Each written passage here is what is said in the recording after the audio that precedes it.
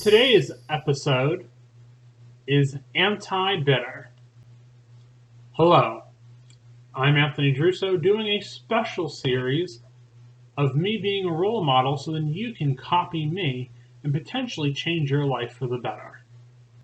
The previous episode, I talked about music, which is being aware of the types of music you listen to. And you might want to change what you listen to. You don't necessarily have to pick techno like I did, but techno music resonated with me the most. So you might want to copy me and do that. You might even want to copy me and wear a yellow polo. It's a bit more of a cheerful color. Okay? Or maybe you don't like polo shirts. Maybe just having a little bit more yellow in your life might help too.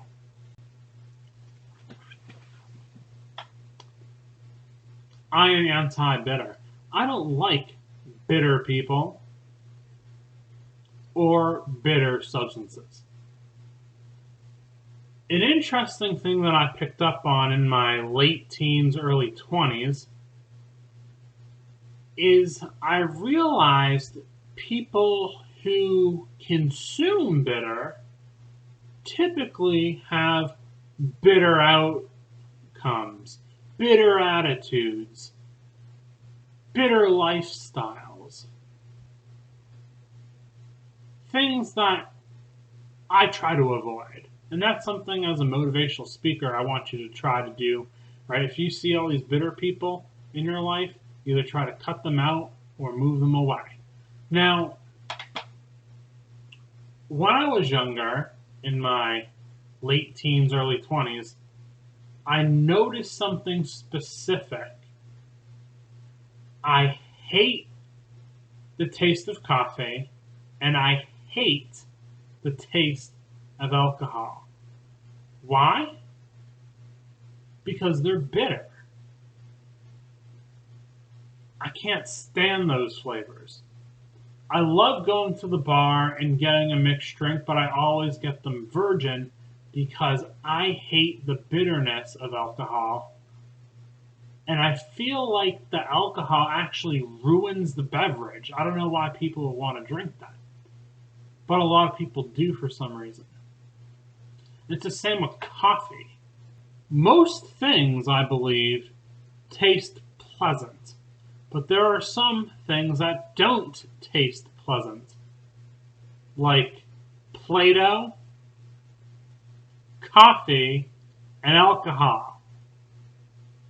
But what's so funny is the people who drink coffee on a regular basis and people who drink alcohol on a regular basis, especially if they are my coworkers, they act bitter. They seem to be rude and disrespectful, more so than people who don't drink coffee or alcohol on a regular basis, or people like myself who don't drink coffee or alcohol at all. And now I have a confirmation bias as a 28-year-old that people who drink these bitter things, who consume these bitter things, typically have bitter attitudes. And nobody who wants to have an excellent life wants to listen to these bitter people, right? Bitter people complain the most, right? Bitter people are always unhappy. Poor them. Poor them. They're richer than me. Poor them. I know. It's ridiculous. But even still, I have linked it through my confirmation bias. It's the coffee, it's the alcohol. Now, these people could be better, and as a motivational speaker, I'm going to tell you a solution that they could try, and I strongly recommend, if you know somebody like this, or if you're one of these people yourselves, do this.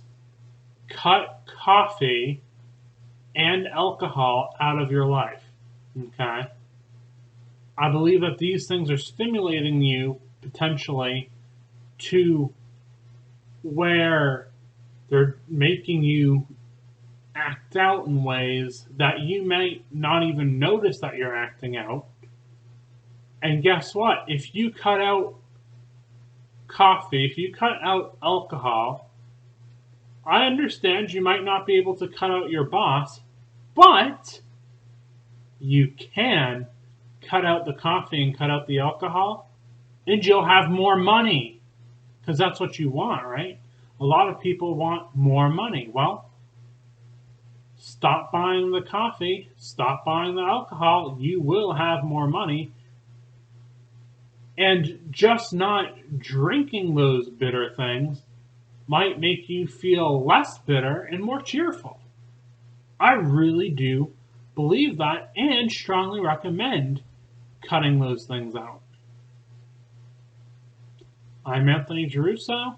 Have a wonderful day.